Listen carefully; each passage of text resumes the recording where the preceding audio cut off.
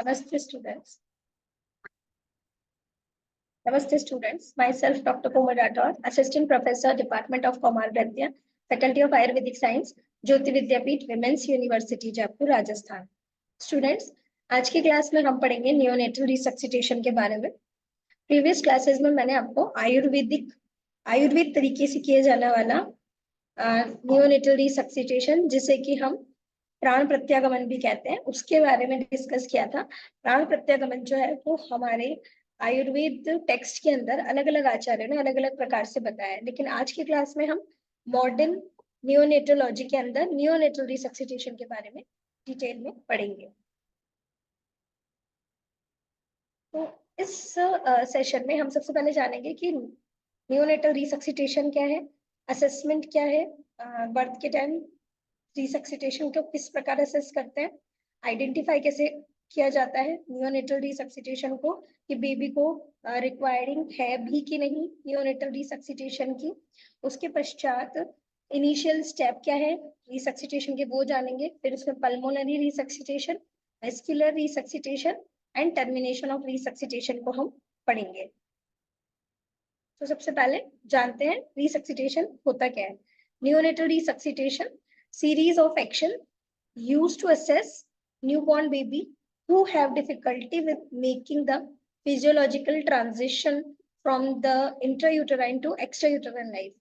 कहने का मतलब है यहाँ पे हमें जब बेबी का बर्थ होता है तो उसको इंट्रायूटराइन लाइफ से एक्स्ट्रायूटराइन लाइफ में आने के बाद ब्रीदिंग में जो डिफिकल्टीज होती है, उस डिफिकल्टीज को दूर करने के लिए जो हम एक्शंस करते हैं, जो कार्य करते हैं, ठीक है, उसको इजीली रेस्पिरेट लेने के लिए, इजीली उसकी हार्ट बीट चलती रहे, इसके लिए तो जो सीरीज है एक्शंस की, उसको हम न्यूबॉर्न रिसक्सिटेशन या नियोनेटल रिसक्सिटेशन कहते हैं।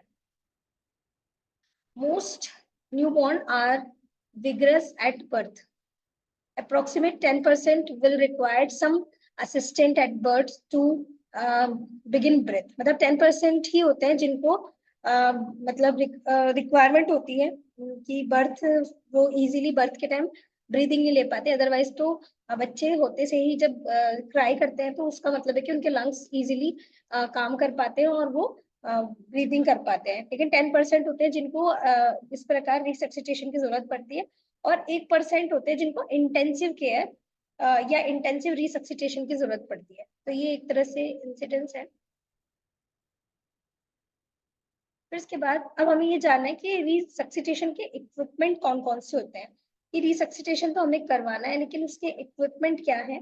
तो जनरल और एयरवे मैनेजमेंट की अलग अलग बात करते हैं। तो जनरल में रिसक्सिटेशन बच्चे के लिए बेड होना चाहिए, रिसक्सिटेशन बेड, ओवरहेड वार्मर जो कि रूम के टेम्परेचर को मेंटेन रखे, टैबल होता है बच्चे का पर्सनल, स्टेथोस्कोप होता है, एंड पल्स ऑक्सीमीटर का हम प्रयोग इसमें करते हैं, जो कि बच्चे के ऑक्सीजन सेचुरेशन को हमें बताता है।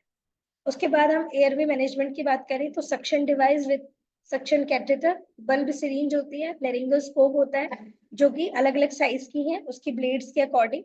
तो यहाँ पे 00 और 0 साइज की लेरिंगोस्कोप विद ब्लेड होती है। ईडी ट्यूब होती है जिसका भी अलग अलग साइज है, 2.5, 3.0, 3.5 करके।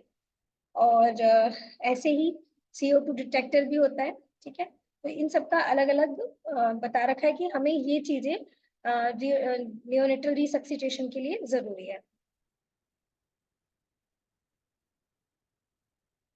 देखिए नेक्स्ट पिक्चर के अंदर ईडी ट्यूब बता रखी है, कैसे ईडी ट्यूब लेरिंगोस्कोप का प्रयोग करके ईडी ट्यूब लगाई जाती है। एंडोट्रेकियल ट्यूब बोलते हैं जिसको। ये साइड में अम्बू बैग दिखा रखा है, ठीक है, और ईडी ट्यूब बता रखी है। इसके पश्चात जब हम पीपीवी का यूज करेंगे पॉजिटिव प्रेशर वेंटिलेशन के लिए, रिसक्सिटेशन में वर्क करता है ये। तो टिपिकल पॉजिटिव प्रेशर वेंटिलेशन क्या होता है, इसको आपको आगे डिटेल में समझाऊंगी, जो कि अम्बू बैग से दिया जाता है।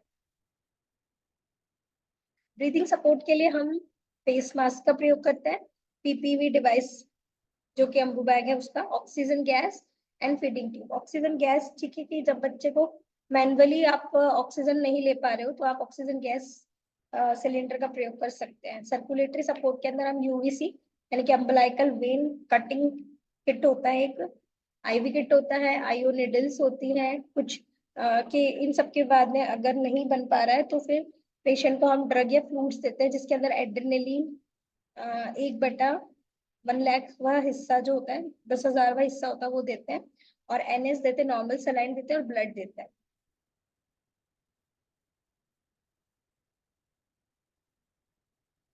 Assessment of newborn at birth, birth के समय असेसमेंट कैसे करेंगे? Cord clamping in the compromised newborn, the optimal timing of cord clamping remain unknown. The more severely compromised a newborn, the more likely it is that resuscitation measure need to take priority over delay cord clamping. यहाँ पे बता रखा है कि हमें newborn के समय कैसे असेस करना है। सबसे पहले हम कॉर्ड क्लैंपिंग देखेंगे। तो इन द कॉम्प्रोमाइज, मतलब जो बच्चा ब्रीदिंग नहीं कर पा रहा है, कॉम्प्रोमाइज जो न्यूबॉर्न है, उनके अंदर हम देखते हैं कि हमें कॉर्ड क्लैंपिंग कितनी देर में करनी है। तो अगर जो मोर सीवियर पेशेंट है, उनके अंदर हम थोड़ा सा डिले कॉर्ड क्लैंपिंग करते हैं, ताकि इससे बच्चे को प्रॉपर ऑक्सीजन मिलती रहे, ऑक्सीजन के थ्रू प्रॉपर उसे ब्लड मिलता रहे, और प्रॉपर ब्लड के थ्रू ऑक्सीजन मिलती रहे। इसलिए हम जो मोर सीवियर पेशेंट होते हैं उनके अंदर कॉर्ड क्लैंपिंग थोड़ी देरी से करते हैं।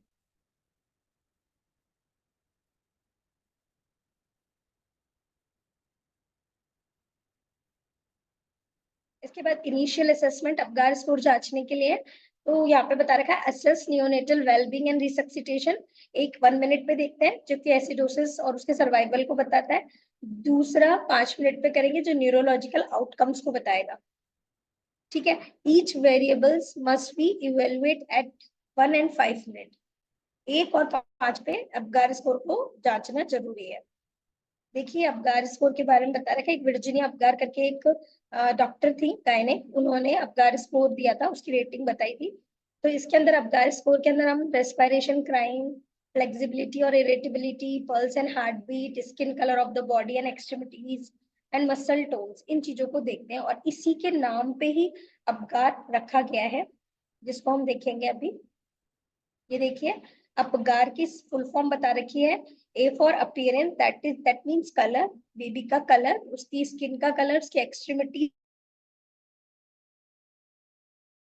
A for appearance, P for pulse, pulse जो है वो हार्ट रेट को बताता है, और रिफ्लेक्स इरिटेबिलिटी को शो करता है।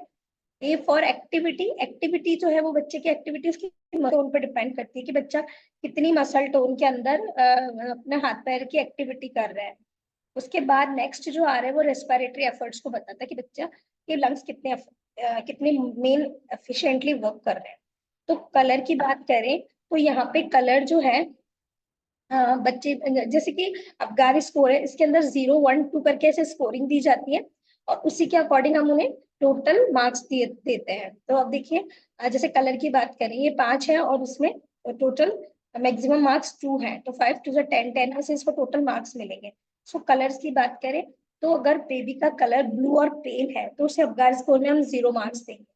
अगर बॉडी का कलर 1 है, बॉडी एक्सट्रीमिटीज और इनका पिंक है, ठीक है, और मतलब बॉडी का कलर पिंक है और एक्सट्रीमिटीज जो है वो ब्लू है, ठीक है, तो उसमें हम 1 नंबर देंगे। लेकिन अगर कंप्लीटली बच्चा पिंक है, बॉडी कलर हो या एक्सट्रीमिटीज हो, तो हम उसको फिर हम उसको 2 नंबर दे देंगे। हार्ट रेट की बात करें तो हार्ट रेट जो है वो एब्सेंट मानेंगे 0 पर, और अगर 0 एब्सेंट है तो 0 मानेंगे, अगर 100 से कम है तो 1, और 100 से ज्यादा है तो 2 मानेंगे। ऐसे ही रिफ्लेक्स इरिटेबिलिटी की बात करें, बच्चा किस प्रकार रिफ्लेक्स शो कर रहा है अपने, जो रिफ्लेक्सेस बच्चों के एट बर्थ प्रेजेंट होने चाहिए, अगर एब्सेंट है एक भी रिफ्लेक्स तो 0, और अगर थोड़े बहुत भी रिफ्लेक्स शो हो रहे हैं 1 नंबर, और अगर बच्चा जो जो से खांस रहा है, स्नीजिंग कर रहा है, 2 नंबर। मसल टोन की बात करें, अगर बच्चा बिल्कुल भी एक्टिव नहीं है 0, थोड़े से भी हाथ पैरों को फ्लेक्शन और एक्सटेंशन कर रहा है, that is 1 marks, and active है, फुली एक्टिव है, रो रहा है, हाथ पैरों को इधर उधर गिरा रहा है, तो वो 2 नंबर मिलेगा उसको। रेस्पिरेटरी में एब्सेंट को 0, स्लो को 1, एंड गुड है क्राइंग, और क्योंकि क्राइंग से ही उसकी लंग एक्टिविटी का पता चलता है, इसलिए उसको 2 मार्क्स दिए जाते हैं। ठीक है, तो ये था आपका अबगार स्कोर। अब इसके बाद हम ये देखेंगे कि सीवियरिटी किस प्रकार चेक करते हैं कि अबगार किसको रिसक्सिटेशन की एफिशिएंटली नीड है। देखिए यहाँ पे अबगार स्कोर की रेटिंग पर ही हम नियोनेटल रिसक्सिटेशन के लिए बच्चों को इंटेंसिव केयर यूनिट में ले जाते हैं। तो यहाँ पे आप ये देखिए कि अगर किसी का अबगार स्कोर 8 to 10 है, 8 to 10 है, मतलब 90% जो बच्चे होते हैं अभी तक वो अगर 8 to 10 अगर उसकी अबगार स्कोरिंग आती है 90% बच्चों की, तो उसे किसी भी प्रकार के आर्टिफिशियल नियोनेटल रिसक्सिटेशन की जरूरत नहीं होती। नेजल और ओरल सक्शनिंग करवा के ड्राइंग करो बच्चे की स्किन और मेंटेन करके बॉडी का टेम्परेचर और बच्चे को मदर फीड पे दे दो। तो अगर 8 to 10 है तो उसे किसी भी प्रकार के नियोनेटल रिसक्सिटेशन की जरूरत नहीं है। Achieve by 90% of neonates, nothing is required, कुछ भी जरूरत नहीं होती accept nasal and oral suctioning, drying of the skin and maintain the normal body temperature। 5 से 7 में बात करें तो इसमें बच्चा माइल्ड एस्फेक्सिट होता है, suffered with mild asphyxia just before birth and respond to vigorous stimulation, so oxygen below over the face। तो यहाँ पे ये बता रखा है अगर 5 से 7 अगर उसकी अबगार स्कोर रेटिंग आ रही है तो बच्चा थोड़ा सा हाइपोक्सिया से एस्फेक्सिया से अफेक्टेड हो सकता है। इसमें बच्चे के मुंह पे थोड़ा सा ऑक्सीजन या ठंडी हवा का ऐसे ही उसको हम ब्लो एयर करेंगे और मुंह को ठंडे पानी से अगर हम उसका हाथ लगाते हैं तो बच्चा नॉर्मली रिस्पॉन्ड करता है। ऐसा ही हमारे आचार्य ने प्राण प्रत्यागमन में बता भी रखा है। अब मेरे नेक्स्ट प्रीवियस वीडियो को देखिए, उसमें आपको पता चलेगा। देन इसके बाद अबगार स्कोर अगर 3 to 4 है, 3 से 4 अबगार स्कोर अगर बच्चे का होता है तो these unit are moderately depress at birth. ऐसे बच्चे बर्थ के टाइम मॉडरेट रहते हैं, usually cyanotic and have poor respiratory efforts, but they usually respond to BMB bimanual ventilation, breathe and become pink. फिर इनको थोड़ा सा भी हम अगर बायमैनुअल बैग से ऑक्सीजन वगैरह दे देते हैं तो बच्चे पिंक हो जाते हैं। तो बस साइनोटिक होते हैं और रेस्पिरेटरी एफर्ट्स उनके कम होते हैं, इसीलिए ये उनके अबगार्स को 3 to 4 आती है।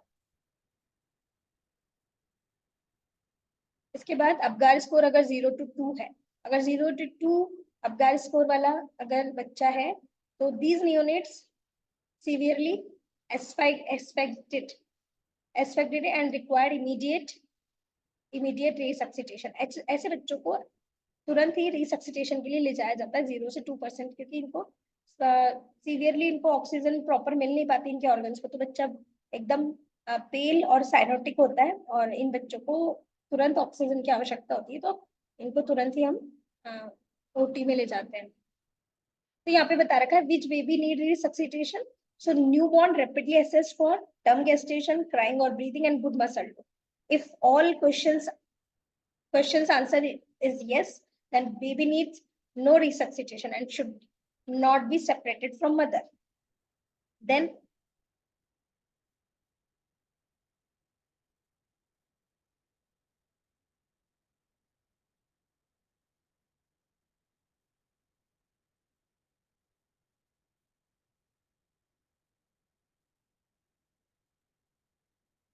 ये देखिए इस डायग्राम में बता रखा है एंडोट्रेकियल ट्यूब लगा दी, वेंटिलेटर पे बच्चे को डाल दिया, फीडिंग ट्यूब अलग से लगा रखी है, ऑक्सीजन सेचुरेशन मॉनिटर कर रखा है इसके बच्चे को, इंट्यूबेटर पे है, आईवी लाइन लगा रखी है, अम्बिलिकल कैथेटर भी लग रहा है और ओवरहेड बेबी वार्मर भी है।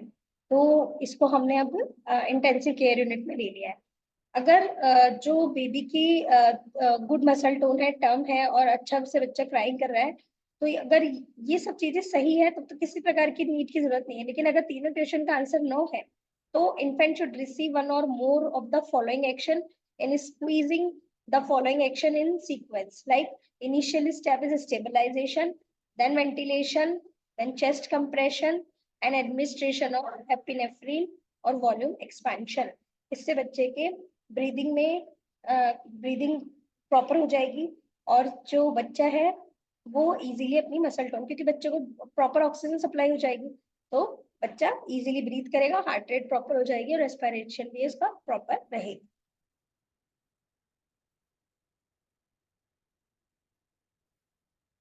जो स्टार्टिंग का 1 मिनट है जिसको हम 60 सेकंड कह सकते हैं, गोल्डन मिनट है, क्योंकि इसी में reevaluate and beginning ventilation if required. The decision to progress beyond initial step is determined by stimulus, assessment of respiration, heart rate. Important है आप रेस्पिरेशन को चेक करें कि बच्चा एपनिया या ग्रेस्पिंग या अनलेबर्ड ब्रीदिंग तो नहीं कर रहा, हार्ट रेट 100 से कम तो नहीं है और 100 से ज्यादा, ये सब हमें इसको चेक करना है। तो ये गोल्डन मिनट्स होते हैं बच्चों के। ये ओटी में सारे इंपॉर्टेंट चीजें जो होनी चाहिए, suction equipment, warmer, blanket, laryngoscope, ED tube, pass, bag mask, oxygen, ये सब चीजें होनी चाहिए। ये देखिए इक्विपमेंट है ये सारे। ये इंपॉर्टेंट है कि बच्चों को किस प्रकार सपोर्ट करना है ब्रीदिंग के लिए। तो start here, check equipment before birth, at birth term no meconium, normal tone or breathing, if yes routine care, and warm and dry. Then if all three is answer is no, so warm or dry, open airway, resuscitation, suction, intubation if necessary. If breathing is normal, is less than 100, then check stethoscope, then give oxygen if cyanotic and over 90-second old, and observe. If breathing is no more than less than 100, then ventilation, intubate. If ventilator is not supported or effective, oxygen, give it. If heart rate is less than 60, then continuous effective ventilation. Then chest compression is necessary. Chest compression or 3:1 ratio and 100% oxygen may be required. If also more than less than 60, then consider adrenal fluid, intubation, ventilation, and compression actively. So it is important to know what is the action doing performing at the birth. So starting first 1 minute is important for babies care. So hope you like that session. In neonatal resuscitation, next session uh, I will suggest more about resuscitation and I will teach more about resuscitation. So इस session के अंदर आपको मैंने resuscitation के बारे में बताया, resuscitation किस प्रकार किया जाता है, उसको असेस किस प्रकार करते हैं, और उसको करने के पहले हमें क्या क्या प्रिपरेशन रखनी चाहिए और उसके लिए क्या क्या इक्विपमेंट जरूरी है. सो नेक्स्ट क्लास में हम इसी के आगे का सेशन पढ़ेंगे. So that's all for this session. अगर आपको इस सेशन से रिलेटेड कोई भी क्वेरी हो तो you can ask me, comment below section. I will try to resolve your problem. So that's all for this session. Thank you. Thank you so much.